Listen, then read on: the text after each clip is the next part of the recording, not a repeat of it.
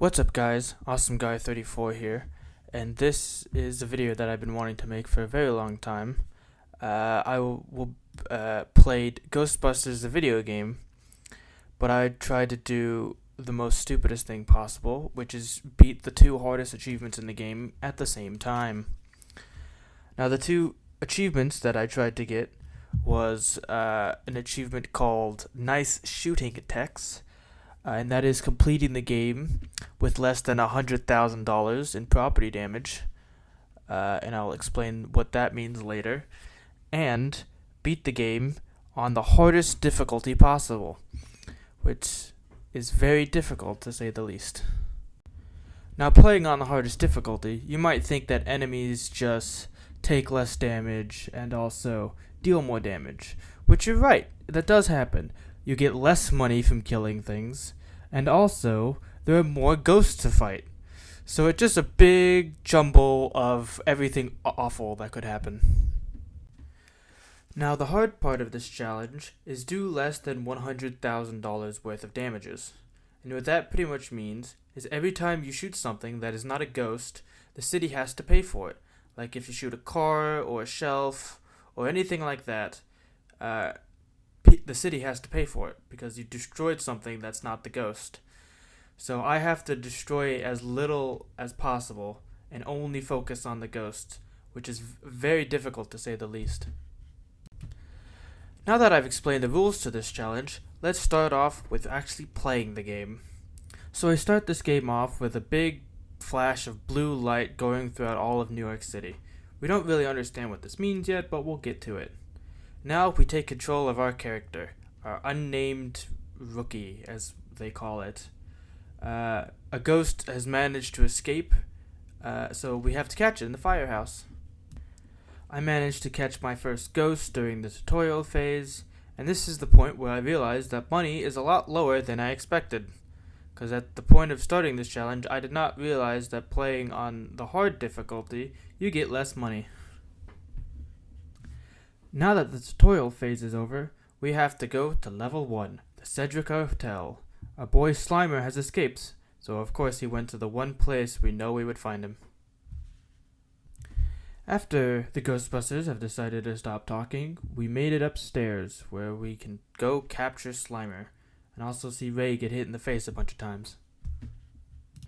We also get a very important tool for this run, the PKE meter. You can use this to scan ghosts or artifacts that are laying around and get extra money. This will be very helpful to us because capturing ghosts gives us less money, so we need all the help we can get to get those upgrades. We also learn how to revive our fallen Ghostbusters, because if you take too much damage, the Ghostbusters can come and revive you, but if they take too much damage, you have to revive them. Your other Ghostbuster teammates really don't feel like reviving them, so you mostly have to do it all the time. If all of your Ghostbusters die, as well as you get a game over. I was going to make a second rule, where if I get a game over, I have to restart the entire game, but I decided not to because of a section later on, which is so annoying that I don't want to reset every time I make it to that section. Now that we have gone through pretty much everything the game can teach us at this point, we can actually start playing the game now. Our first real ghosts that we have to fight are these bellhop ghosts, which are actually pretty annoying for the first real ghost we have to fight.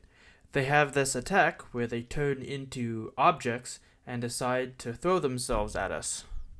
This is very annoying because usually the way that I would block this attack is I would shoot the obstacle.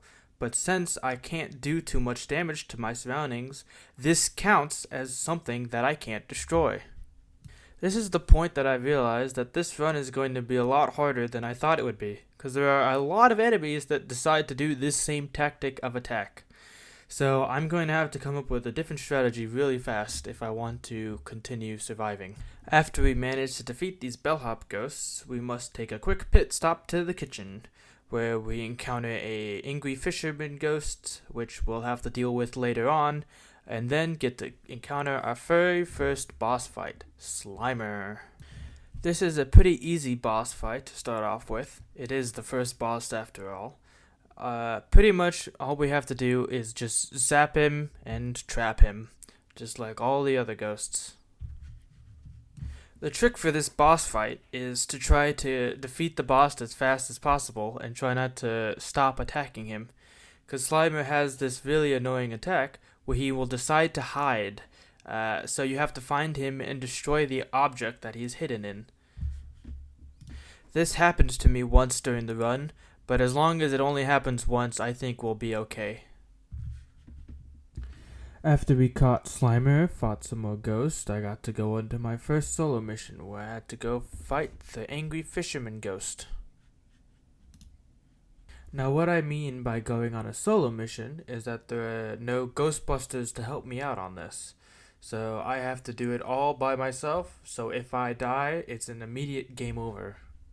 This is also our first instance of the ghost world. We will explore this area later, but just know that this is the first time we're experiencing something like this. After dealing with this new ghost world experience, we had to fight our second boss of the game. Well, almost pretty much the second boss, which is the angry fisherman. I actually managed to die to this guy on my first attempt that I wasn't recording, so I'm trying to be extra cautious, as you can see in my footage, because I don't want a repeat of what happened last time. This is also our first time encountering a big boy. We will encounter a lot of these type of enemies. They are pretty much ghosts who like to take the surrounding objects and become, as you can see, a big boy. So we just have to tear this one down and the boss fight will be pretty much done at that point. After we do this, we're technically going into level 2, but I still like to call it level 1, Times Square, which is by far the hardest part of this entire run. Now our objective for this level is to catch the Stay Puft Marshmallow Man, because for some reason he's back. Now this is the hardest level for the entire run, because Times Square is just littered with cars, and as soon as you even hit one, even on accident, you'll rack up over 100k in damages so quickly. This is actually how I failed my first ever attempt of this, because I accidentally killed a ghost by slamming him down to the floor, and it ended up smashing a car, and then I had to reset. The good thing about this level is that we don't have to use our small tiny traps, because the Ecto-1 has something called a Super Slammer on top, so we can just capture our ghosts into the Super Slammer without having to worry too much about smashing it into cars. These gargoyle enemies are actually the ones I'm talking about. The way you have to destroy them is you have to grab them and slam them into the ground, and I accidentally slammed it into a car. The strategy I came up with to destroy these enemies without any risk of doing more property damage is I would slam them into the Ecto-1, because that technically doesn't count as property damage since it's our own vehicle. We also end up encountering these hobo ghosts, which like to throw these Molotov cocktails, which end up killing you in one hit. So there's a lot of dodging and reviving Ghostbusters on this part. After exploring Times Square for a little bit, we actually get our first upgrade to the proton pack. We get something called boson darts. These boson darts are actually pretty helpful. They're like a mini explosion that you can shoot at the enemies. The only bad thing about this is that it is very easy to destroy the surrounding area with them.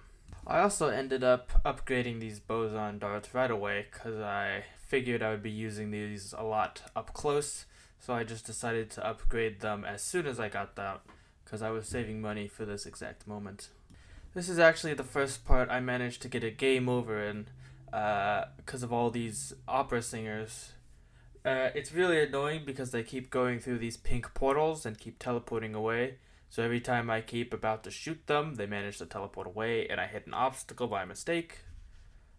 After you manage to take out these two opera singers, you have to deal with everything you've dealt with on this level. So the gargoyles, the hobo ghost, and these opera singers. So it's just a big cluster of everything that's super annoying to deal with. Peter actually got stuck and he kept trying to kill this one hobo ghost that was in a corner and he kept dying over and over again, so I kept trying to revive him. And I ended up going down, and so we all managed to die. So getting a game over is actually really bad in this game because as soon as you get a game over, you have to restart that section, but all of the damage that you had just previously done doesn't get reset. It saves all of that damage. So it's very bad to get a game over because that's damage that you can't get away with. That's why I can't reset back to a previous save if I do too much damage. I just have to reset the entire run. Luckily, I only died once in this section and not multiple times, so it wasn't that big of a deal, but it will become a much bigger deal if I end up dying multiple times in a certain section. Now that we have gotten closer to Stay Puft, he has started spawning these little mini minions from himself, so they're like marshmallow minions and they're really weird. But these enemies are actually our first example of enemies having a specific weakness, because up until this point enemies have just had a weakness to our regular laser. Now the weakness to these Stay Puft enemies are actually the boson darts, which we happen to have just unlocked. The bad side about this is that, as I said before, boson darts are very difficult to use, so I end up not using boson darts very often, which means that it takes a little bit longer to kill these enemies than you would expect. I end up trying to use these because the boson darts are pretty helpful. I end up just trying to find a corner where there's pretty much nothing around me, let all the minions come at me, and then shoot the boson dart. So I only end up using one at a time. Now that I've explained pretty much everything to do with this level, time to go to the part of the level where I ended up dying a lot.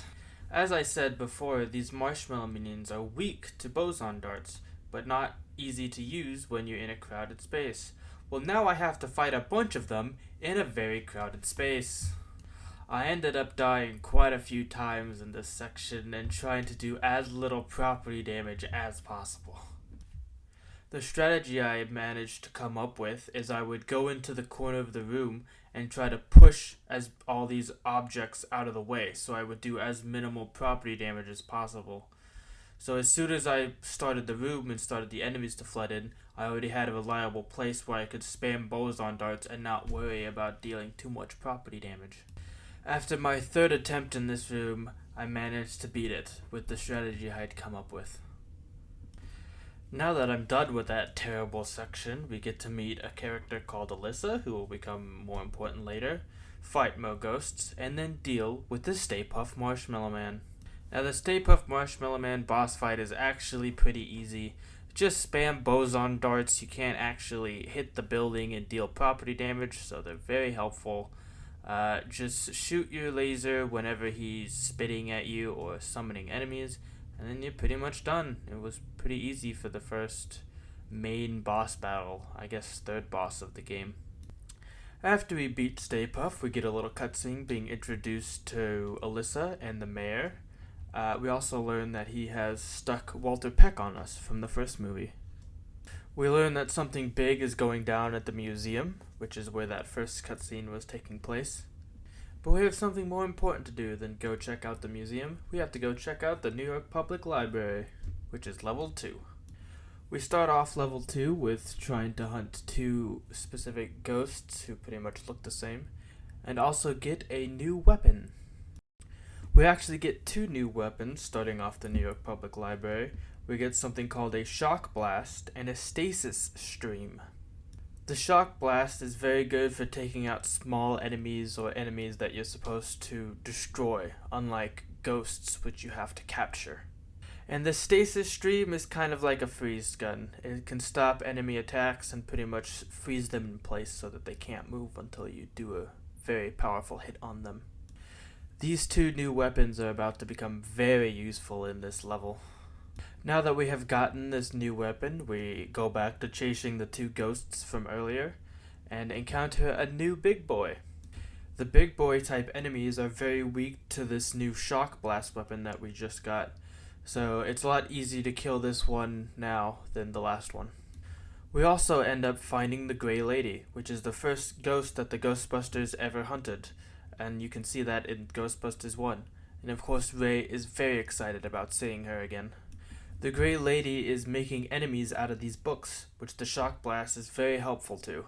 It still has the same downgrades as the boson darts, as it could accidentally hit property around the area, causing some property damage, but it's a lot easier to aim than boson darts, so it's better in my opinion. Plus, we would most likely hit the walls or shelves, which aren't as much property damage as cars from the last level. After exploring the library a little bit more, Winston tells us about some man named the Collector, who is going to be our boss for this level, but that's later on, and we continue on with finding these two ghosts. Now that we have found these two ghosts that we've been chasing this entire level, we can really see the power of the stasis stream. As you can see, the ghost is charging up ready to attack me with projectiles, but if I use the stasis stream, it's stopping the enemy from even attacking, and then I can just continually attack it as it's still stuck, doing tons of damage. I do also almost get a game over in this room, but I managed to make a split-second decision to go and revive Ray before I do anything else. After we do that, of course, we find more of the Grey Lady's reinforcements, and also I use more of the shock blast, but I'm using it while I'm facing a wall because I am scared of spamming it and doing way too much damage to my surroundings. We then, of course, have to go to the obligatory ghost children room, which I was very scared of, but I went through that very quickly. We continue on our journey to the Grey Lady as she summons more book enemies to stop us. We do start encountering a lot more big boys more frequently, which is not great for me, but the shock blaster is very good for them. We then get introduced to a brand new weapon, which is the slime blower. The slime blower also has another firing mode, which is the slime tether, which is mostly used for solving puzzles. But for right now, the slime blower is not super helpful to us. It's only good for really getting rid of black slime, which is an obstacle I didn't really care to mention. After we remove some black slime with the new slime blower, we then make it to the Grey Lady boss fight, which is actually not as bad as I was expecting it to be. Since it starts off with some floating books surrounding her as a shield, all you really need to do is use the boson darts on that, which is very efficient because you're shooting in the air, so you're not going to hit anything. And then after that, it's pretty much the end of the boss fight. After we finish the boss fight, we learned that the Grey Lady wasn't really trying her hardest because she wanted us to defeat her so that we can meet the Collector, which I told about earlier. We then enter the ghost world for the first time. And not just like what happened in the Cedric, this is just the actual ghost world with ghosts everywhere. So it is a very difficult area, and it's pretty much just a giant maze trying to figure out where you need to go. The good thing about the ghost world is you can do as much damage as you want, and it won't count as property damage. Because, the city's not going to pay for something that happens in an alternate dimension. So, during the ghost world, half of the challenge pretty much doesn't matter, which is very helpful to me. You can see I'm taking full advantage of the no property damage, where I'm just destroying as much stuff as I possibly can, just to get out my frustration of this challenge so far.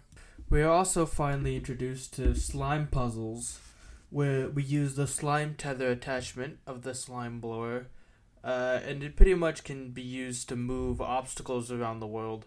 We won't really be using this too much, it's just for puzzles at the moment. One thing I do find really cool about this level is since it's a giant maze and all three Ghostbusters are running around trying to find a way to escape, you can actually find Ray and Egon doing their own thing trying to escape, which I find really cool. After we go up this really long staircase and take out more book enemies, we finally make it to the boss of Ghost World, the Collector. This boss fight is definitely one of the first boss fights that I actually had a bit of trouble with. Our first goal is to get rid of this mask that the Collector has decided to wear, but since it's covered in black slime, you actually have to use the slime blower offensively, and get rid of all that black slime before you can tear that mask off of him.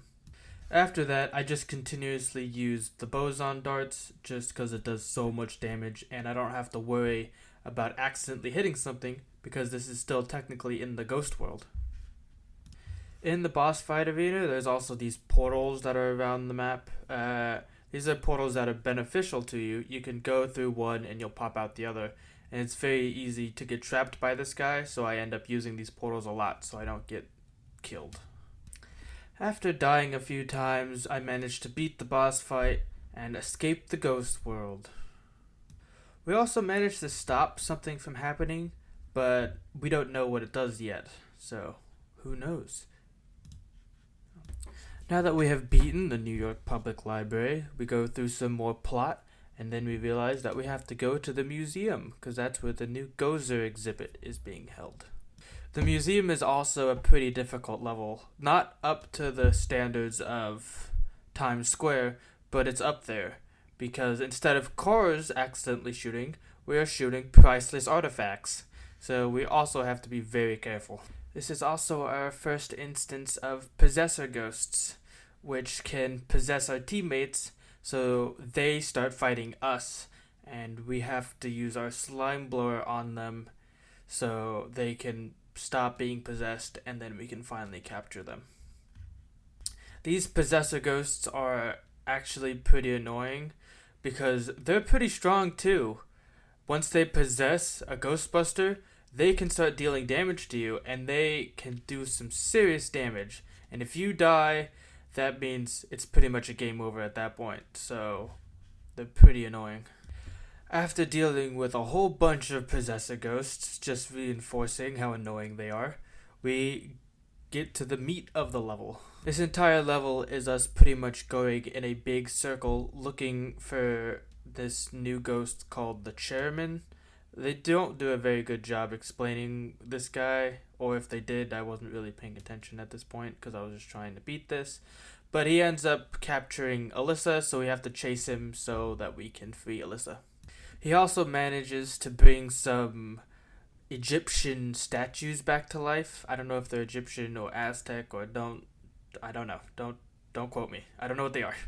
But we pretty much have to kill them so that we can get past, and they have the same weakness as the book creatures did in the last level. This is where I actually used a strategy that I was going to explain in the last level, but I didn't actually manage to use it that much. If you manage to freeze an enemy with the stasis beam, they only die in one hit with the shock blast. I use this method for pretty much the entire level, because if I just did what the game wanted me to do and spam the shock blast so I can kill them very easily, I would definitely have missed them quite a lot and hit things that I don't want to hit. So what I would do is I would freeze the enemies and then try to run away so that my Ghostbuster teammates can do the damage for me, just to minimize the amount of property damage that I can do. Because if they shoot something, it doesn't count as property damage to me. It only counts if I shoot something that I'm not supposed to. So I would just freeze the enemy and then run away, and they would do all the killing for me. We also managed to encounter these green floating heads, which are very similar to the books that we had to fight in the last level. I tried using the stasis stream to kill them, because if you manage to hit one with a stasis stream for 2 seconds, they immediately die. And I wanted to try to, because I was very high on property damage, I wanted to try to do as little property damage as possible, but it definitely took longer to kill them. Once we make it into the Civil War room, I was able to get an upgrade that is going to be very helpful from here on out. It is the Slam Dunk Trapping, which is very helpful, especially with the slime tether. What Slam Dunk Trapping means is that you can slam ghosts from side to side to try to weaken them. That's how you're supposed to trap them. But I can also slam a ghost directly into the trap to trap them immediately, so I don't have to fight with them as much. A strategy that I use a lot, definitely even in my casual games, is I would slime tether the trap and then try to slime tether a ghost so that the ghost would just slam directly into the trap and be caught immediately. This strategy is very helpful because you can capture ghosts that are at full health into the trap, when usually you have to damage them for a bit. So this method is very helpful because this means that I don't have to be shooting at them and have the chance of missing them and shooting something else. I can just use the slime tether method to trap them immediately. This is, of course, very difficult to do when trying to capture a ghost because ghosts just move all over the place. So I would often just put one slime tether on the trap and then try to shoot the ghost that's moving all over the place. And sometimes it doesn't even work. They just bounce off something else and can't get into the trap. It has to be like a direct line into the trap or else the slime dunk won't work. After we've gone in a big circle chasing the chairman, we encounter the only thing we have to break in this entire run. And so this is why I was so nervous up until this point, because this automatically, you have to break this, and it takes 2,000 property damage to destroy. So I was having to be very careful to do this. Once we break this, we can now go under the museum and unlock my favorite weapon by far. The Meson Collider is a pretty complicated weapon to use. You have to use both of its firing modes pretty much at the same time, or else it won't really work properly. You can either shoot a target with a very powerful shot, which does a lot of damage, or you can shoot continuously with just a lot of small bursts. But if you shoot an enemy with a big burst first, then all of your smaller shots will go towards that enemy. I don't know if I explained that properly or if you will understand it, but just know that this weapon is pretty much like you have aimbot and is very good. You will understand how powerful this really is in the boss fight that's about to happen. Now the chairman boss is actually pretty easy if I just use the Meson Collider, because he ends up moving around the battlefield. So if I just use the Meson Collider, I don't really have to focus on shooting him that much. I just have to focus on dodging. This is also our first instance of black slime enemies, where their weakness is actually using our slime blower. So this is really the best weapon to use against these enemies. And also we can use the slime blower to close up these portals. So it's pretty much all easy all around. After we finished that boss fight, it seems like we turned off another thing, just like how we turned something off in the Newark Public Library level. We learned that it's some sort of ghost device that is capturing ghosts from these different locations. One of them was the Newark Public Library, one of them was the museum, and then the other two are from the Cedric Hotel and the middle of the Hudson River. Now that we've learned that we can turn off this ghost device, we go back to the Cedric so that we can turn off the one here, because we did do that last time we were here. This is actually the shortest level so far, and also, in my opinion, the easiest level so far. This is also the last level that we have to deal with property damage. You'll see why later, but that means the rest of this challenge is going to be significantly easier. Now that we're in the Cedric, we have to find a way to turn on the power. Pretty much we just have to go through the kitchen and do some more classic Ghostbustering. While I'm in the kitchen, I'm also choosing not to use the Meson Collider, my favorite weapon, but I'm just not using it because I would be worried that the Heeking bullets, they don't go through walls, so they would aim and accidentally hit something, so I didn't want to use them in this part. After the power's back on and we've killed a few more ghosts, it's time to go up to the 12th floor to find our boss, the Spider Witch. Also, if you have arachnophobia, I would say skip it until this time skip. I'm going to leave it on screen. Skip to this part because there's going to be a lot of spiders and whatnot. After taking the elevator to the 12th floor, we managed to go back into Ghost Worlds without using a portal this time. And we have to kill a lot of baby spiders and also fight the Spider Witch boss fight. Spider Witch boss fight is pretty easy with the Meson Collider because I don't have to worry about property damage because I'm in the ghost world. I can use that strategy to locate her because she likes to hide around the map. So I can just track her with the Meson Collider and just follow my bullets instead of having to use my PKE meter, which I would normally have to use. After we kill that boss, we managed to close the ghost worlds from this area, and now it's off to the middle of the Hudson River. Now that we have closed the portal in the Cedric, the Newark Public Library, and the museum, we have to go to the middle of the Hudson River, which is Shandor Island. This island is run by Ivo Shandor, and he's pretty much the guy who made all these places that we're going to. This is also the point where I've upgraded all my weapons. Now for this level, we'll mostly be dealing with black slime enemies, so the slime blower is going to be pretty useful for this entire level. And since this island is from the ghost world, we technically don't have to deal with property damage here as well, which is perfect for me.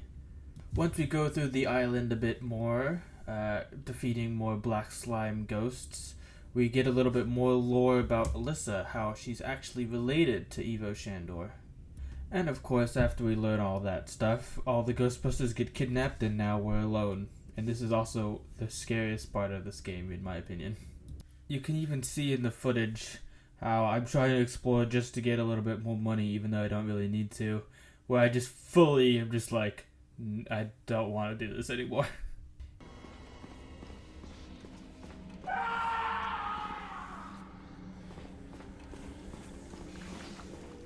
Even playing this game, who knows how many times, I still get scared about this section. I managed to make it to a black slime arena, where some big boys are going to spawn, and a glitch happened to me which I've never seen happen before. The big boys were charging at me faster than they were supposed to be charging at me. I think this happened because one of the smaller black slime enemies was somehow pushing the big boy, and so that made him go faster, and I ended up dying a few times because of this glitch. Now that I'm done with that annoying area, I go save the 3 Ghostbusters, get a little bit of lore from the second movie, which is always nice. Now that I have saved all 3 of the Ghostbusters, I can go fight the boss of this area, which is a big black slime creature. This boss fight is pretty easy if you have the slime blower maxed out, which at this point I feel like anyone would. You pretty much just have to shoot these big glowing eyes, and then the boss gets pissed, and then you just have to shoot the big glowing part on its head with the slime blower, and then you're pretty much done. It's not that difficult. Now that we've closed all the ghost portals, we've won! There's no more game left. But uh-oh, someone broke the containment unit again. Oh no, now there's another level, which is really hard. The last and final level is the cemetery, where our big bad has taken all of our ghosts from the containment unit to try and become all powerful. And since this level is being merged with the ghost world, I don't have to worry about property damage again. So that means I'm done with the property damage. Woo! Now I just have to beat the game on the hardest difficulty. Now that we're in the cemetery, we have to find a way that we can open up all the gates to get the Ecto-1 over to the big bad, so we can use that big super slimer trap that we used in the second level. I'm pretty much just going to be using Shock Blast for all the enemies that can be destroyed, and then the Meson Collider for pretty much everything else because it's very overpowered. After solving a pretty easy puzzle and encountering another big boy, we end up going onto the hardest part ever of this entire run. It's the dreaded gate step. This part of the game is so incredibly difficult I can't even explain. It was so hard that I was going to try to beat the game in this recording session. I got so angry at the step I had to go to bed and try again in the morning. Pretty much what you have to do is that there's a gate that we have to destroy, and the only way that you can destroy it is by slamming these stone angels into the gate. The main way that you're supposed to destroy the gate with the stone angels is using the slime tether. But the reason why this step is so difficult is because there are just so many stone angels that spawn, and they do so much damage to you. If you end up going down on this part, don't even expect to be revived by Ray. There have been so many times where I was so close, but then I died and I just gave up because I knew that Ray wouldn't be able to save me. Now that that's all over and done with, we finally make it to the final puzzle of the game. We have every single Ghostbuster to help us on this one part, so it's a lot easier than the Stone Angel step, I'll give you that. After I solved this puzzle and died a few times, we make it to the final boss, Evo Shandor. Evo Shandor has two phases. The first phase is kind of a pushover and doesn't really matter that much, and the second phase is the real boss fight. For the first phase, he's going to have these big green glowing pillars, and you have to destroy them or else he will regen his HP. After getting trapped into the ghost world, he will become a big giant, and we're just going to have to deal as much damage on him as possible. He will try to heal himself just like he did in the first phase with these different looking pillars. Just have to destroy those before he gets too much HP and just keep wailing on him. After I land the final blow, I finally get the 2 achievements I've been trying to get this entire time, and this entire journey has reached its end.